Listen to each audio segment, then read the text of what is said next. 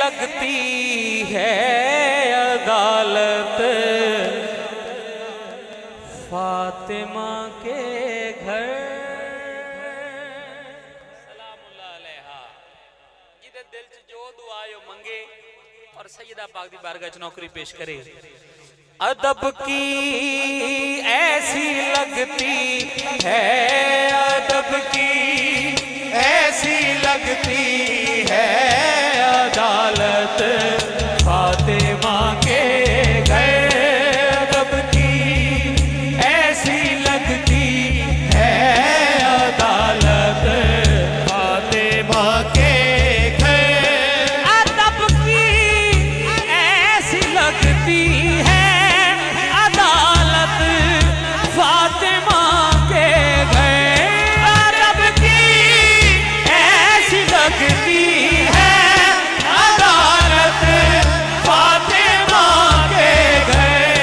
फरिश्ते लेके आते हैं, फरिश्ते लेके आते हैं इजाजत फातिमा के घर। फरिश्ते लेके आते हैं इजाजत फातिमा के घर। है नबियों का नबी बाबा तो वलियों का वली शौहर। है नबियों का नबी बाबा तो वलियों का वली शौहर। फातिमा के घर इमामत फातिमा के घर। नबूवत फातिमा के घर इमामत फातिमा के घर।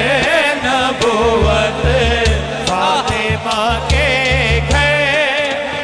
शेर मैं अपने वास्ते पढ़ना, तवज्जो फरमाना यार, हर बंदा ये शेर दिल च लैके जाए।